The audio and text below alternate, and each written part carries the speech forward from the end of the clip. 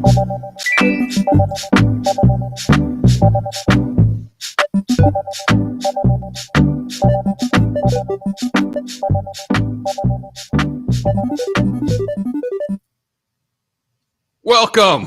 to the show. Sorry, I'm a couple minutes late. I tried going live and I kept clicking go live, and it didn't do anything.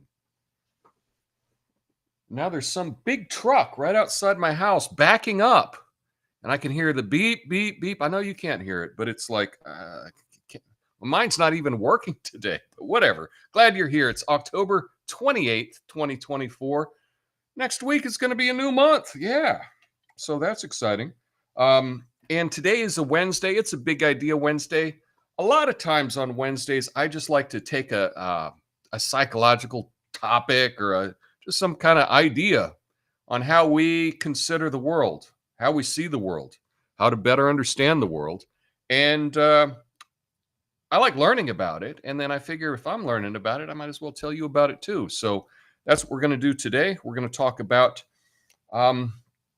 this magical thing called the false consensus effect. I know that's fancy, but by the way, my name's Tom Coffey. We're at Coffee and Nuance. We're streaming live on X and on YouTube. For how long, I'm not sure, because those strikes keep piling up.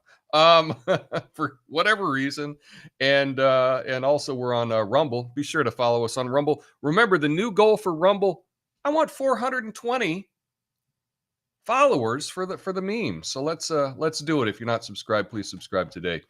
But I guess let's get into it. Let's talk about the false consensus effect. Let me get that. There we go. False consensus effect. Here we go.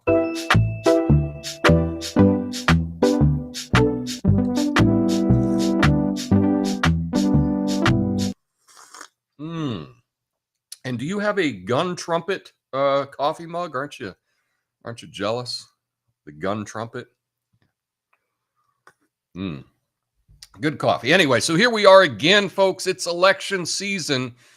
That magical time where every dinner conversation turns into a political debate and your group chats turn into battlefields. But you know what really throws people for a loop during all of this? It's the false consensus effect. Yeah, just check the Chiron. Yeah, it sounds like something you'd catch after a bad Facebook argument. But it's actually this little mind trick where you think, well, everyone must see things the way I do, right? Wrong. Dead wrong. Let's break it down. The false consensus effect is what happens when you're so deep in your own bubble that you forget there's a whole other world out there full of people who, brace yourself, don't think like you. It's like living in a house of mirrors where every reflection just keeps agreeing with you, telling you, you got this all figured out. And you start to believe it until you talk with someone outside your bubble and realize they're living on a different planet. Now, you know what I'm talking about. You spend months convincing yourself that everyone in the country is just as outraged, just as fired up, or just as committed to whatever cause you're championing. Then you step outside your echo chamber, chat with someone who's been living in their own bubble, where they're getting their news from some guy named Tom on YouTube or something. And suddenly it's like, wait, do we even live on the same country? It's not just you. We're all guilty of this. We all think our bubble is the bubble. We assume that because everyone we know is on the same page, the whole nation must be too. It's like living in a town where every restaurant serves tacos. And then being shocked when you find out there's a whole other town and they've never even heard of guacamole. Yeah. Here's the kicker. Because I say here's the kicker in every one of these little monologues. Corporate media knows this. And they're playing us. Yeah. They know exactly how to feed us stories that keep us nice and cozy in our bubbles. Look, they say, this is what everyone's talking about. And we buy it. Hook, line, and sinker. Because it confirms what we already believe. Meanwhile, someone else in a different bubble is hearing the exact opposite story, and they're just as convinced that they're the ones in the know. So when election season rolls around, we're all set up for this rude awakening. You think your candidate's got it in the bag because, hey, everyone you know is voting for him. And then the results come in, and it's like, wait, half the country voted for who? It's like thinking you're about to win the lottery, only to find out the ticket was from last week. Right? Yikes. So what can we do? First, we got to pop the bubble, or at least stretch it out a little bit. We got to recognize that our perspective isn't the only one out there. I know it's hard to believe, but not everyone's glued to the same news channels, reading the same articles, or retweeting the same political pundits. Most people are living in their own bubble, shaped by whatever media diet they've been feeding on.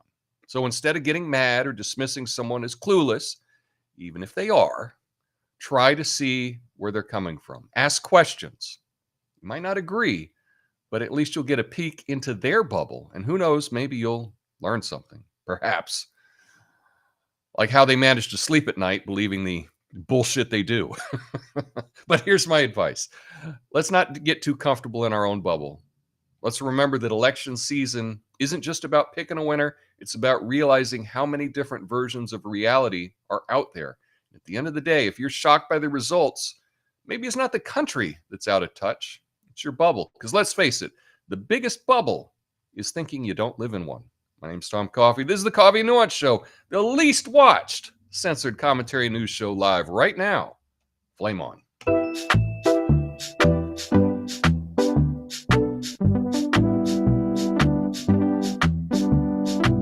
Yeah, thanks everyone for joining in. I'll be going through all of your comments in the after show.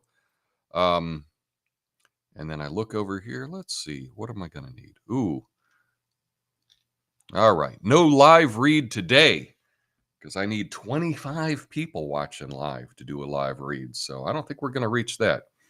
But I do appreciate everyone for joining in, leaving your comments on this. But this false consensus effect, I've probably talked about this before, but I keep having this over and over and over again where I think that someone is at least aware of the thing I'm trying to talk to them about. And every time I do, they're like, what? I've never heard that story. Oh, I don't know anything about that. And it's like, I don't know. Am I surrounded by, am I just surrounded by uninformed people? Is that it? Like everyone around me is just totally uninformed about things? Perhaps. I mean, maybe that's it. But it's just shocking.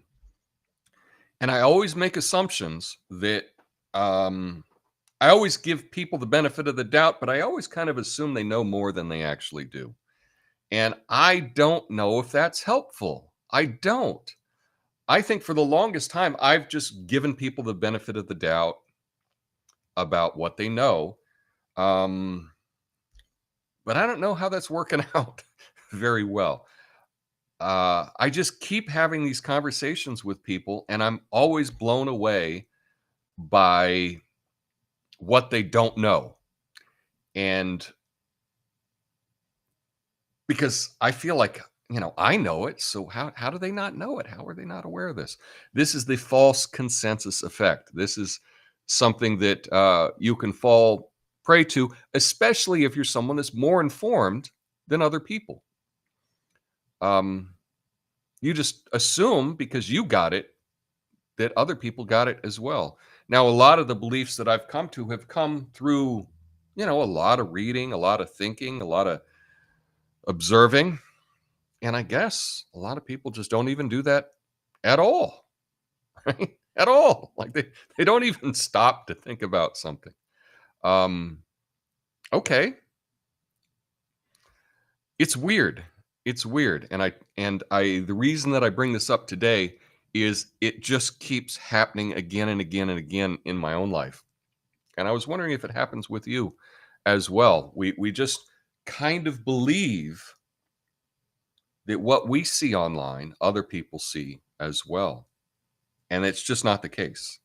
Now, what can we do about it? So the false cognitive effect, it's a cognitive bias, right? It's a little trick that our brain plays on us. And we overestimate how much others share our beliefs, our opinions, our behaviors. For example, there's big news. Oasis is getting back together and they're going to do a number of concerts, right? To me, this is massive news. I've been a massive Oasis fan for decades. And you say this, and some people are like, who? You're like, what? You don't know Oasis? Like, I'm shocked. I'm shocked that people don't know Oasis, like one of the biggest bands um, in the last 30 years. But yeah, that's the false consensus theory. I kind of assume everyone loves them, right? But not the case. But essentially, you're assuming the way that you think is more common than it actually is. And this happens because we tend to often associate with people that are similar to us, and it kind of reinforces that view.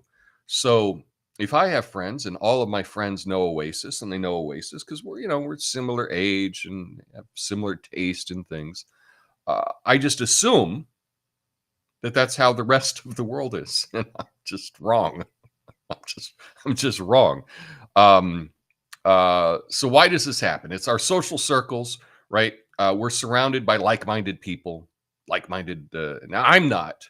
I wish I were surrounded by more like-minded people. I wish my family were more like-minded than me. I wish my friends were more like-minded than me. One of my closest friends has told me, Tom, you're the only one I hear this from. I'm like, yeah, you have NPR stuck on your radio. Like, of course.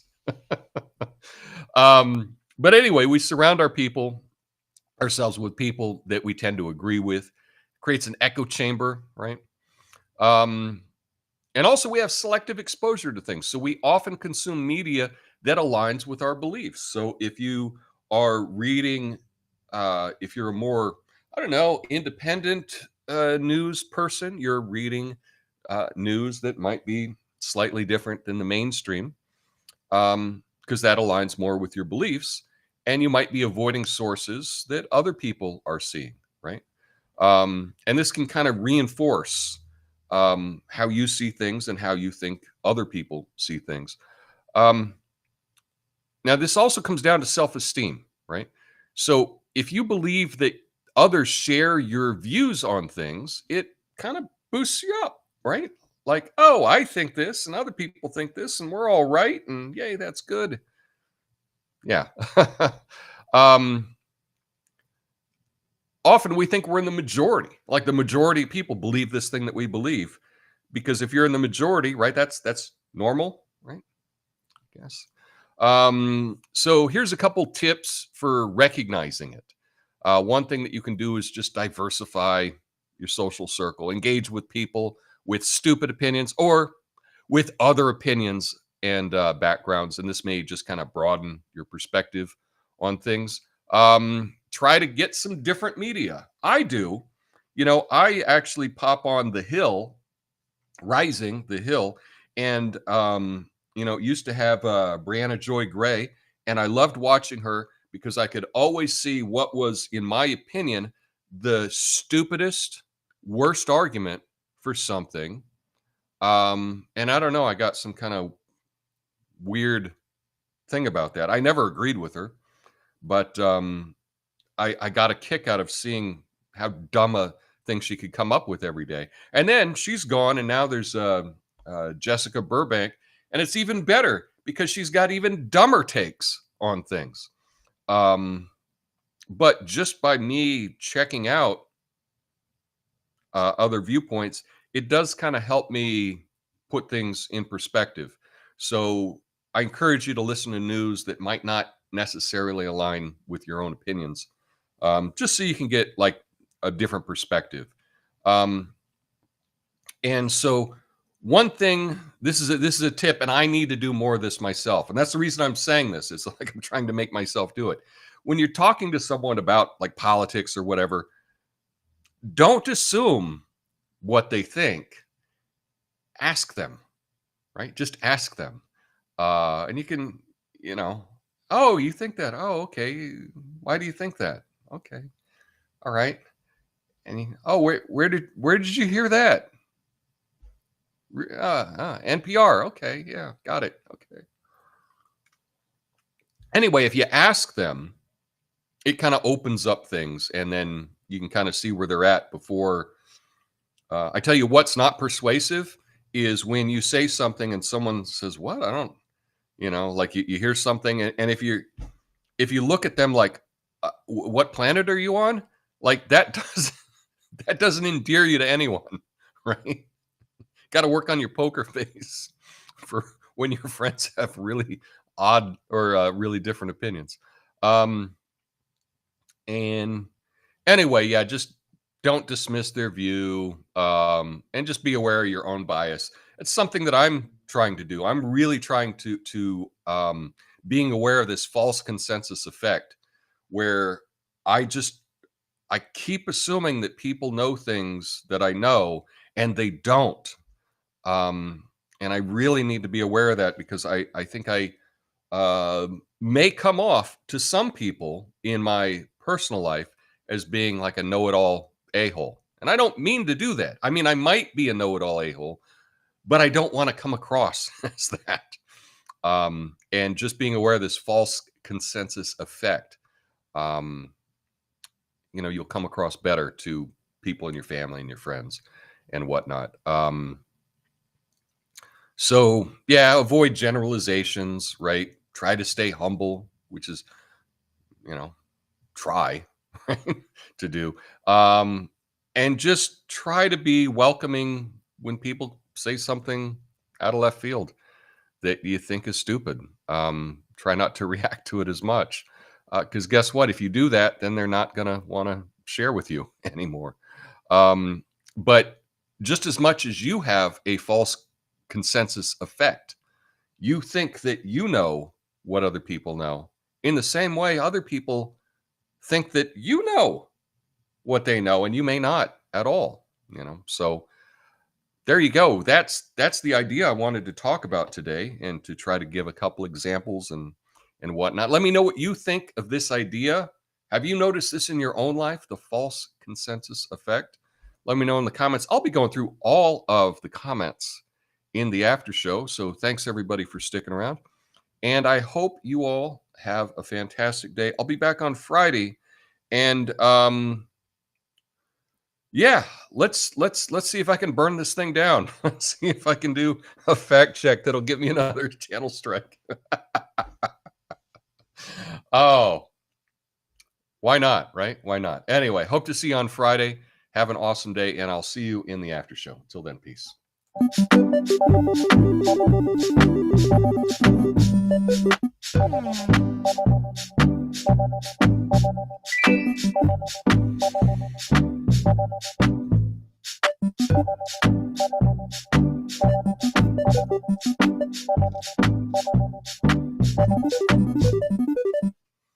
All right. Thanks for sticking around, y'all. Thanks for sticking around, everyone. Rev 68 LFG. That's getting to be one of my favorite TLAs. That's a TLA is a 3-letter acronym. So let's F and go. What's up, Lucid? John, hashtag Rumble Gang. LFG, friends. I love it. I should get like an LFG logo or something. That's nice. What's up, Doug? Joe, everyone sees things the way I do because I see things all ways. That's what I'm talking about, Joe. That's the exact same way I view things. And I keep finding out how wrong I am. Oh, yeah. But it is Big Idea Wednesday. Our pattern recognition is to blame. We're hardwired to look for confirmation of our biases in order to maintain our self-consistency with the environment around us. Yeah, that's what this is. This is a cognitive bias. This is a trick that our brain plays on us. I mean, you live in Portland. Yeah, I do live in Portland. I don't have to, though. I don't know how long I'll be here. I am rooting. We have a new mayor, a new police commissioner, new DA, not new police commissioner, new district attorney. So there's lots of things that are changing in the city. So I'm hoping that Portland bounces back. Let's go back to like, Uh, I don't know. 2004 Portland was pretty awesome.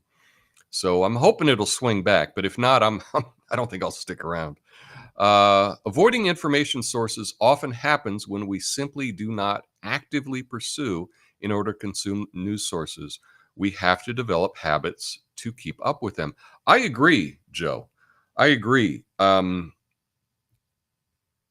it's hard to go to news sources that you think are full of it, but it's good just to see. Here's one of the things, okay? And this is an idea to really think about. There's certain topics that you are an expert at, right? There's certain things that when it comes up in the news, I'm an expert at it, and I can see how it's reported, and I can see if it's correct or not. Typically, it's wrong, right? If it's something that you really know a lot about, anytime they talk about it in the news, it's BS, right? Um, but once you can understand that, just being able to see it from different points of view makes it so much easier to see what the tricks are, to see how things are framed, the way that things are described. If you can look at the same story from different viewpoints, it becomes much easier to kind of discern what's more likely true about it. If you only stick with one side of things, it's very difficult to see what's BS. But if you're able to look at it from a lot of different sources, then it becomes much easier to see through it. Joe says, I enjoy watching Crystal Ball simply because you have to keep reminding yourself to suspend your disbelief that people can hold ideas that contradict themselves so often. Yeah, I had to stop watching Crystal. I don't know, something about her just bugs me. Uh, and I get it because there's probably something about me that bugs a lot of people, right? We all have our own personal preferences. Um, but I do kind of like those those news shows that have a couple people there, and the couple people have like slightly different viewpoints on things, and then you can hear at least some different sides of things. It might not be the right side, but at least you can hear some different things. Lucid says, I have no poker face. Um, it's interesting. I think everyone thinks they're good at reading other people, and they're not. Okay. They're absolutely not. You are not as good as reading other people's faces as you believe. Um, and I should do a video on that. Ox says, I used to watch Rising. It's hard watching most political shows. They seem to push their views more just to let you know what is happening. Yeah.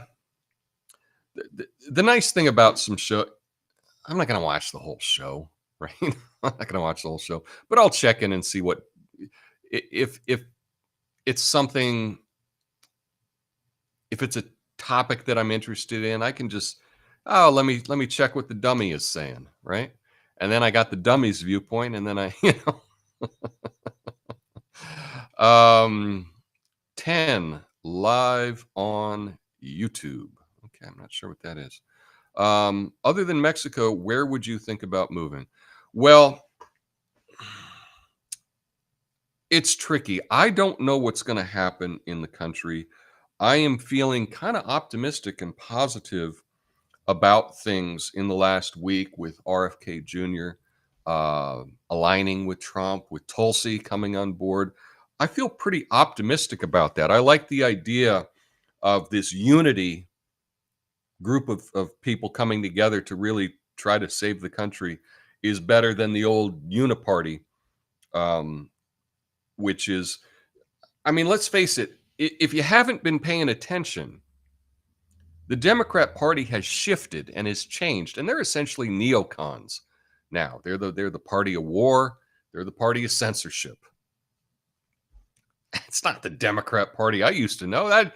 That's not at all what I thought it was. But the thing is, if you're not paying attention, you just assume that it's the same party from when you were a kid. It ain't. A lot of things change. Political parties can change, but people can change as well. I'm not the same person I was 5 years ago. I'm not the same person I was when I started this channel. I got to be honest. I didn't really pay attention to the news before I started this channel, like 7 years ago or whatever. Um, and I kind of assumed that most of it was legit. And I assumed that the New York Times was, the most legitimate news source there was. That's what I thought. I didn't really pay attention. My views on the media have changed over the years. So I'm changing, right? I've changed how I see the world. I'm sure you've changed as well. Your friends have changed. Your family have maybe changed. Political parties change. Lots of things change. And to just assume that everyone is the same that's also a bias, right? You could think, oh, my sister, I've known her my whole life. But guess what? She's not the same, right? She changes. Not as much as I'd like her to change, but she's not the same person from when she was 20, right? As she is today. Obviously not. We all evolve. We all change. So I am feeling semi-optimistic about the country. I tell you what, I think it all comes, and it shouldn't. I'm feeling this is going to sound real fatalistic, but I'm very afraid what will happen if the current administration continues. And if that happens, I'm just going to need a plan B. I do like Mexico. I love Mexico City. I really like that. I like Argentina, although it's really far away. That's the issue with Argentina is it's so far away, and just a round trip ticket for me. It's a couple grand, right? So that's hard to go back and forth with. Whereas Mexico, I can get deals, and I can go round trip to Mexico City for, I don't know, $350, $400. So that's a lot nicer. Although, property in Mexico City is a lot more expensive. But as far as in the U.S., I've always felt that I'm kind of a West Coast guy. I still identify as West Coast, maybe not in the city. I think I would probably honestly, I'd enjoy living a little bit further out. I did go to I went to a street fair like a week or 2 weeks ago, I guess, in Multnomah Village, which is just kind of in the foothills. And I walked around and I felt like I was in a different country and maybe in a different decade because everybody just kind of seemed normal, right? Like everybody wasn't fully tatted. I didn't see any people with blue hair and a bunch of face tattoos and piercings all over and morbidly obese people everywhere, which is kind of what I see all over Portland. And there weren't any, drug addicts on the street. If you want to avoid, I think, a lot of homeless, go to a place with hills, right? Because homeless drug addicts don't like hills. It's hard to push the shopping cart up these tall hills. So, move to a place with lots of hills and you can avoid that. But I was there and I was like, this is so nice. This is, I think this is more for me in a place that's not quite as, I don't know, end of the world, Mad Max, right? So maybe I would move outside. I still like Oregon. I love Oregon, but maybe I might just move to wine country or something. Be a little easier if I had a wife. Because I thought if I moved to the wine country, I'm probably not meeting a whole lot of people, right? Might be good to take someone with me. But then again, I'm not meeting a whole lot of normal people here in Portland. But anyway, thanks for asking about that. Rev, I appreciate that. Zuckerberg seems like he's flipping as well. Hopefully he drops $500 million on Republicans this election season. The Zuckerberg thing where he came out and said, yeah, we were pressured by the Biden administration to censor, I guess. I would call it censorship, but to not highlight certain stories, to suppress them. it could also be that by announcing it publicly, right? By Zuckerberg announcing that this, hey, we did this in the past, by him announcing it publicly, it's kind of a way that he no longer has to keep doing it, right? That's kind of a clever way to get out of, like, to stop it. And he could be hedging his bets because he may think that Trump is going to win. He doesn't want a lot of trouble from Trump. So here's something that he can try to do to make good on. Who knows? I don't know. I can't read Mark Zuckerberg's mind, and neither can you. We can just speculate about it. But I guess it is, again, another conspiracy theory confirmed, right? Another conspiracy theory confirmed. Doc says, I left the Dem Party after seeing them cheat Bernie in 2016. That's when I woke up to their lies and evils. Well, it's funny.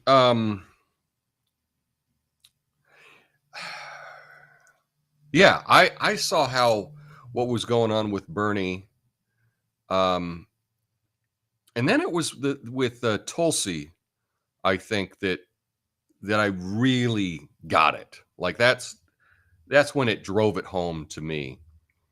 Just seeing the way the media and seeing the way the Democrat Party reacted to Tulsi Gabbard, that did it for me. So, yeah, I am registered. Now, in Oregon, it's not, you don't register as an independent, you register as like a non-affiliated. I'm not sure exactly what it's called. Because I think there's an independent party, and I'm not part of an independent party. I am not affiliated with any party. That's the way I chose to go. And you may consider this as well. If you live in a place that maybe your politics aren't the same as, say, the district attorney, right? If your district attorney is the opposite party of you, you might consider just being an independent, because let's say they're really corrupt, okay? And they could maybe rule against you if they're a vindictive, awful judge. Now, I don't think that most judges are that way at all. I think that most judges probably try to do the right thing. That's why you get into being a judge, is for that reason. I assume. I don't know. But if I were to, I'm living here in Portland, right? I think if you were a Republican and you were worried about a local judge, you're all Democrat, right? If you're worried that maybe they would be prejudiced against you based on your how you're registering, maybe you just register as an independent, and just as a little extra insurance for hopefully getting a fair trial if if they ever if that ever happens to you, right? It's just a consideration. Joe says, Plan B, Belize. I've never been to Belize, and I don't think that I don't know. I kind of like bigger cities. I like the things that are in the cities. I like restaurants. I like live music. Those are the things that I liked about Mexico and Buenos Aires. Just being in the heart of the really nice areas. You don't need a car. You could just have an apartment. You don't need a car to get around, and you can go to, you can go to a different coffee shop every day of the month, right? And just walk to a different one. That's what I like. I think that's more of my lifestyle, and having lots of nice curated parks and things like that to go walking, and museums and art events and all that kind of stuff. That's kind of the vibe that I like. I think Belize is more of a kind of getting away from it all type of vibe. But who knows? I've never been there, so it might be something fun to see. Rev68 says, a guy in my building is a big Bernie bro, but he had no clue how Hillary and the DNC Dems colluded to prevent Bernie from getting the nomination. Yeah, well, again, if you assume that everybody knows that, right, that's false consensus effect. That's what I'm talking about today. It's shocking what other people don't know. And likewise, it's probably shocking things that we don't know. It really is. You ever learn something like I'm in my 50s? You think, and I learned something. I'm like, how could I just be learning this now? where where have I been my whole life? Right? How am I learning this now? It's funny.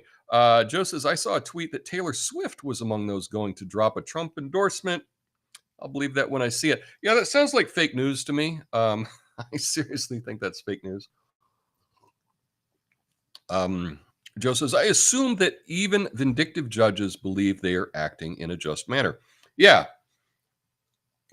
But they could just be in so much in their own bubble that, they don't see their own bias. Right. And it's probably true. I don't see my own bias often. I don't. And you probably don't either. Yeah. So registering unaffiliated is an ideal choice for those tired of the corruption of both parties. Here. I agree to that, Doc. So I will give you a cheers with my gun trumpet mug. But one of the things that I talked about the other day is if you are not in a party. Now, I understand if you're not in a party, then you can't participate in the in choosing the candidate, right? You can't participate in the primary, or at least in most places, you can't participate in the primary. But if you are an independent, what it does is it frees you up that you no longer have to defend either of these teams. And there's a lot on both teams that shouldn't be defended, and you no longer have to do that. You're free of that. It's a burden that's lifted off of you. You don't have to defend a bunch of dumb ideas. So it's something to consider. The smartest people can perform the most amazing of mental gymnastics. That is true. Often the smarter someone is, right, the more that they think they can't be fooled. And in many ways, they're the easiest ones to fool, right? Because they think they're so smart. Talk to anybody that sells cars. Who do they love coming in? Doctors are like the easiest to sell, and not only to sell, to upcharge and to to make a good profit on the car, because these doctors come in, they think they're so smart, and that's how you get rolled is when you overestimate your abilities in things. So very true. Lots of good observations here today. Anyway, thanks everybody for hanging out. I'll be back on Friday, and I have an idea of what I'm going to talk about. We'll see if I do it or not. I don't know. I need to have some courage. Go ahead, have courage and get canceled, Tom. So that's what I'm thinking about. Anyway, I hope you all have an awesome day. Until next time, peace.